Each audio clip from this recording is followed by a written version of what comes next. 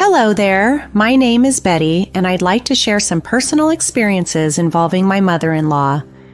To protect our identities due to the uniqueness of our story, which might easily reveal who we are, I'm using pseudonyms. As I've grown older, the idea of drawing too much attention has become overwhelming, so I'd prefer to keep our identities confidential. Let's dive into my tale. My mother-in-law, whom I'll call Elizabeth, was never fond of me from the start. She adored her son, Daniel, but her feelings changed drastically when I became pregnant during our college years. Despite our carefulness, life had its unexpected plans. Daniel and I welcomed our daughter, Mary, when we were both 20 and still in college. Mary's arrival was a surprise and temporarily threw our lives off course, but our love for her was boundless. We decided to marry before her birth. My family offered their full support and embraced their new roles as grandparents with open arms. However, Elizabeth was far from supportive.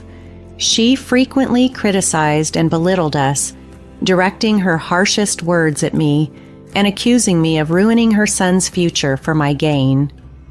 Daniel and I faced these challenges together, asserting that Mary was a gift to us, despite Elizabeth's harsh stance. Elizabeth's negativity wasn't just aimed at me, she also showed a lack of warmth towards Mary. Initially, we hoped Elizabeth would come to accept the situation once she had some time to adjust.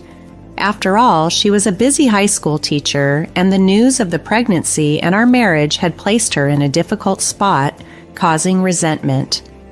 Despite the ongoing challenges, Daniel and I managed to complete our college education with substantial support from my family, while Elizabeth remained distant, barely engaging with us. We hoped for a relationship between Mary and her grandmother, maintaining minimal contact in the hope that things would improve. As time passed, we settled down in the same town as Elizabeth, hoping for a new beginning. Our journey was marked by ups and downs, but it was our love for each other and our daughter that kept us going, even in the face of adversity and judgment. My husband and I were both diligently working and providing a loving environment for our daughter. Elizabeth, over time, started to soften her approach towards us, making an effort to be polite, especially around Mary. Although Mary could feel Elizabeth's underlying coldness, she still harbored a desire for her grandmother to be a part of her life. A pivotal moment came when Mary was 18, and we had to move in with Elizabeth to assist her recovery from a serious accident. Initially, we saw this as an opportunity to mend our strained relationship. Elizabeth even showed kindness towards us, and given her role as the principal at Mary's school, they were in constant contact. However, our optimism was short-lived. We soon realized that Elizabeth's newfound warmth was a facade, a means to utilize our help until she was back on her feet.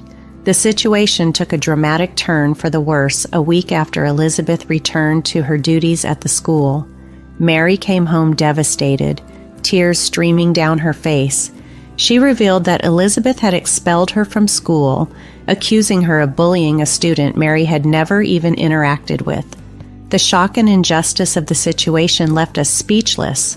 Mary was distraught, faced with the uncertainty of how to complete her education so close to graduation. Our disbelief quickly turned to anger upon confirming that Elizabeth had indeed expelled Mary under false pretenses. We awaited Elizabeth's return home to confront her about her unjust decision. The confrontation was intense. I demanded an explanation for her actions, but Elizabeth refused to engage, her dismissiveness only fueling our frustration further. When pressed about the supposed bullying incident, her smug smirk revealed the truth of her deception. Daniel and I were aghast, and seeing Mary break down again ignited my fury anew. This ordeal exposed the depth of Elizabeth's hatred and her willingness to harm her granddaughter out of spite. It was a stark reminder of the lengths she would go to sever our ties, a manipulation that backfired, reinforcing our unity and determination to overcome her unjust actions. In the heat of the moment, I couldn't contain my fury at Elizabeth, questioning how she could treat her own granddaughter so harshly. Elizabeth, unfazed, claimed that her actions were to protect the reputation of her prestigious school, stating she couldn't let Mary, whom she demeaningly referred to, graduate from it as it would tarnish the school's image. Her words were a stark revelation of her cruel intentions towards Mary. Daniel and I were aghast at her callousness. Elizabeth went on to insult Mary further, labeling her birth as an accident and claiming she would amount to nothing, suggesting she belonged in a lesser school with no expectations placed upon her. Her laughter in the face of our distress was chilling. As I held Mary, comforting her while she wept from the harshness of Elizabeth's words, she remained with us, perhaps wanting to see the extent of her grandmother's animosity. Meanwhile, Daniel confronted his mother with disbelief and anger, incredulous at her willingness to sabotage her granddaughter's future over baseless reasons. Elizabeth's response was cold and dismissive. She insisted that we knew her feelings towards Mary and bluntly suggested that if we disagreed with her perspective, we were free to leave her house. She seemed to take a perverse satisfaction in telling us she no longer needed our help and preferred we cut all ties, going so far as to threaten eviction if we didn't vacate promptly. The shock and hurt from Elizabeth's actions and words left us reeling. It became painfully clear that Elizabeth's intermittent warmth towards us had always been transactional, motivated by her needs, whether for assistance or financial support.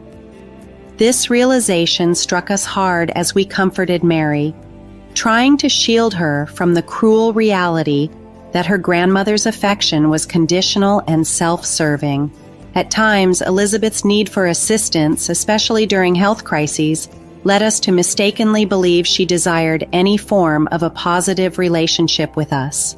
Once she regained a semblance of control in her life, she didn't hesitate to remind us of what she perceived as our place.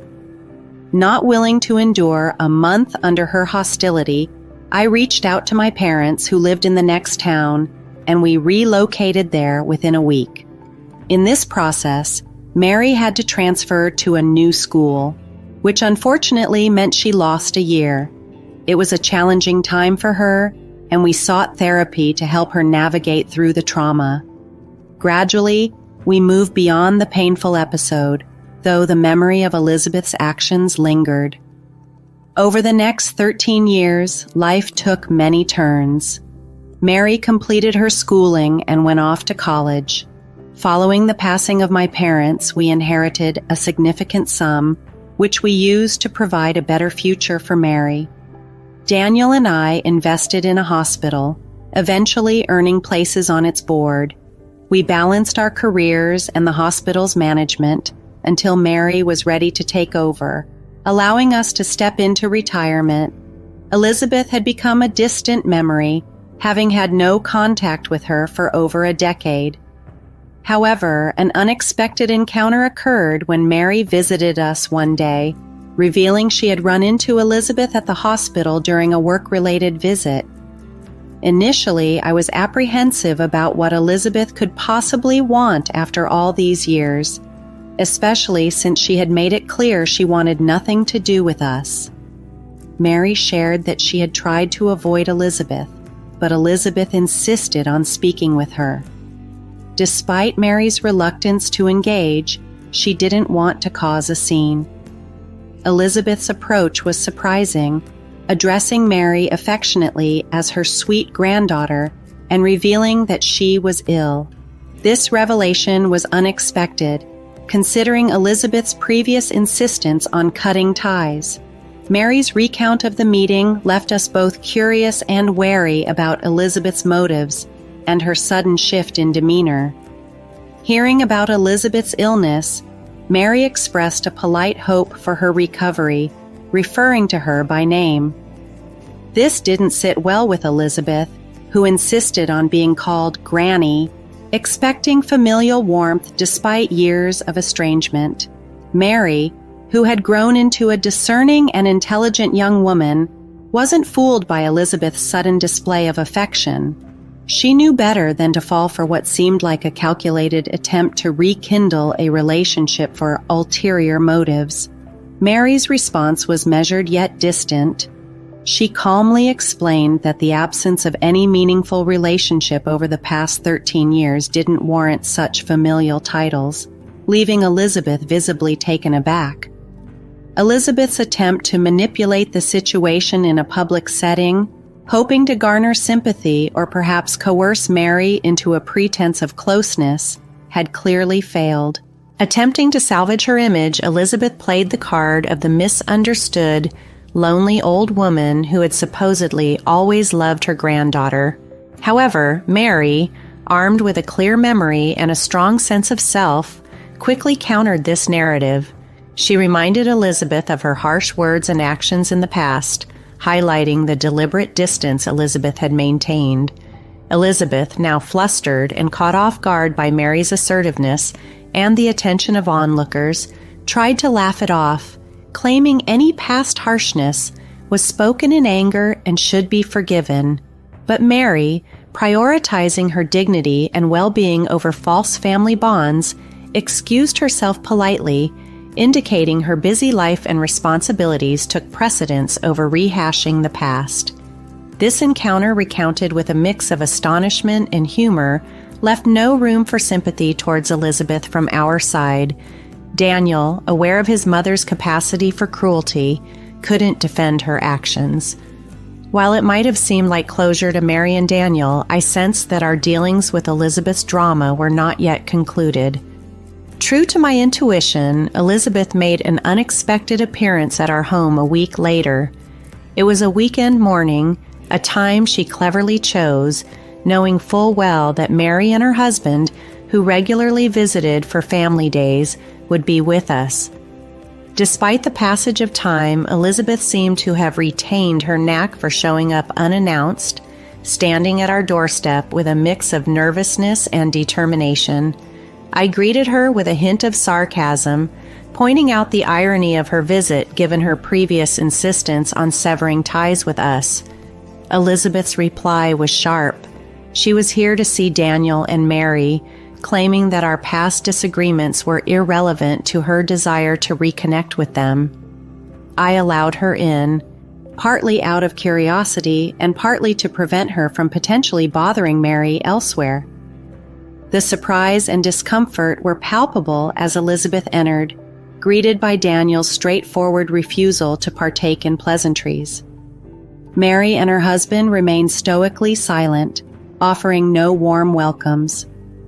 Elizabeth's attempt at casual conversation fell flat. Her claim of missing the family met with skepticism and direct questions about her true intentions. In response to Elizabeth's plea for civility, citing her status as Mary's grandmother, I reminded her of the reality of our non-existent relationship.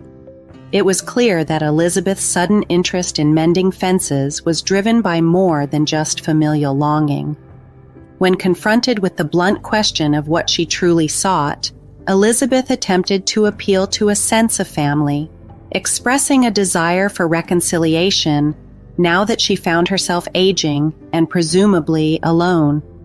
Daniel's response was tinged with skepticism, pressing Elizabeth for the real reasons behind her sudden change of heart. Elizabeth's appeal to sentimentality, suggesting that her advanced age and solitude warranted kindness and perhaps forgiveness, was met with resistance. Mary, too, questioned the sincerity of Elizabeth's motives, highlighting the timing of her outreach as conveniently coinciding with her health issues. Despite the guarded atmosphere, Elizabeth perceived this as an opening to lay out her true intentions, mistakenly believing she could negotiate her way back into the family's life, not for genuine connection but for her own benefit, a strategy that was quickly becoming transparent to everyone present. Elizabeth's visit, initially shrouded in mystery, quickly unveiled its true motive. With an air of reluctant admission, she revealed her health woes, hoping to leverage her familial connection to Mary for financial assistance with her medical expenses. She appealed to Mary, suggesting that her position at the hospital could somehow facilitate discounted treatments, a notion that was met with incredulity and skepticism. Mary's response was straightforward, questioning why she should intervene in Elizabeth's healthcare matters, especially given their strained relationship. Elizabeth, undeterred, pressed further, hinting at financial hardships and the insufficiency of her retirement funds to cover her medical bills. She subtly suggested that Mary, by her board membership, could offer financial relief through discounts or other means. This revelation didn't come as a surprise. Elizabeth's actions were always guided by self-interest. Daniel and Mary, while taken aback by the audacity of the request, quickly saw through Elizabeth's guise of reconciliation. Mary, in particular, was incensed. Her anger was not just a reaction to Elizabeth's current audacity, but a culmination of years of hurt and manipulation. Elizabeth's plea, framing herself as a family in need, only fueled Mary's fury.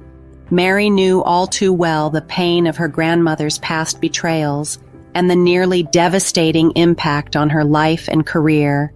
There was no chance she would let Elizabeth wield emotional leverage over her now. In a moment of intense clarity and resolve, Mary confronted Elizabeth's manipulative tactics head-on. She declared unequivocally that Elizabeth was no family to her, rebuking the very notion that there was any obligation to assist someone who had once sought to destroy her future. Elizabeth's attempt to play the repentant relative, insisting that she had changed and that past misdeeds should be forgotten, fell on deaf ears. Mary's stance was a testament to her strength and her refusal to be swayed by emotional manipulation, marking a definitive end to Elizabeth's influence over her life. Elizabeth attempted to soften the blow of Mary's rejection by claiming a change of heart and expressing pride in Mary's accomplishments. But Mary was quick to halt any such insinuations, emphasizing that her achievements were the result of her and her parents' diligence, not Elizabeth's. The notion that Elizabeth could waltz back into their lives, feign familial ties, and expect financial aid for her medical expenses was met with staunch resistance. Elizabeth, visibly shaken by the force of Mary's response, turned to Daniel in search of sympathy, lamenting the harshness of Mary's words and questioning Daniel's upbringing. Daniel, however, stood by Mary, affirming the values he had instilled in her: resilience and the understanding that family is defined by support and love, not merely shared blood. Elizabeth's plea to Daniel, invoking her role as his mother, fell on deaf ears. Daniel's retort underscored the irreparable harm Elizabeth had inflicted by abandoning them when they were most vulnerable. Her past actions had eroded any sense of familial duty or obligation, rendering her current plight a direct consequence of her choices.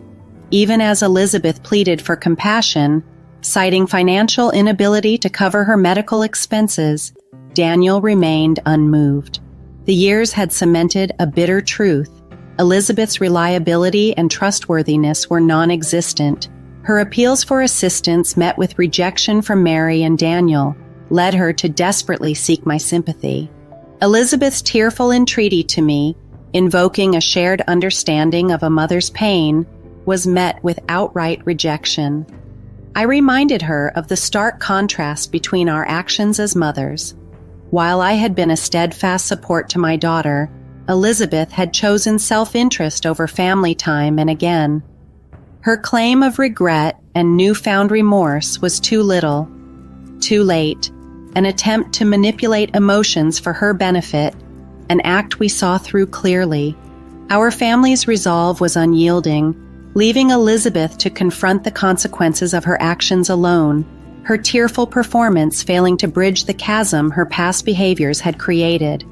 Elizabeth pleaded for forgiveness, blaming her stubbornness for the delayed outreach. She hoped for a collective pardon, suggesting that if I forgave her, perhaps Mary and Daniel would follow suit. However, The time for reconciliation had long passed. Elizabeth's actions had irrevocably severed any ties of kinship, leaving a chasm too wide to bridge with mere apologies. I informed her that her reconnection attempts were too little, too late. The family she had once turned her back on could not and would not entertain her pleas for clemency. Despite Elizabeth's tears and entreaties for a second chance, our stance remained firm. We ultimately resorted to threatening to call law enforcement to ensure her departure, underscoring the finality of our decision to cut her out of our lives. However, Elizabeth's resolve to reinsert herself into our lives didn't wane easily. She made several attempts to contact Mary, especially at the hospital, and even showed up at our home multiple times. Each instance was met with increased resistance, culminating in a police intervention that underscored our determination to maintain our distance. Elizabeth's persistence extended to approaching Mary's husband, mistakenly believing she could win him over, only to be met with staunch opposition due to his loyalty to Mary and awareness of Elizabeth's past actions. In time, we learned from Elizabeth's sister that she had relocated for medical treatment, a move spurred by mounting health concerns and financial desperation. Elizabeth's estrangement extended to her sister, a relationship marred by past transgressions, leaving her to face her challenges without familial support. Her financial and health predicaments deepened, leading to significant personal losses. While updates on Elizabeth's situation reached us, we chose to distance ourselves further, focusing on our family's well-being and future. The birth of Mary's child marked a new chapter for us, offering a fresh perspective on the importance of nurturing and protective familial bonds. My role as a grandmother affirmed the stark contrast between my approach to family and Elizabeth's neglectful behavior. This realization fortified our resolve to maintain the peace and stability we had fought hard to establish, ensuring that Elizabeth's shadow would no longer cast a pall over our lives.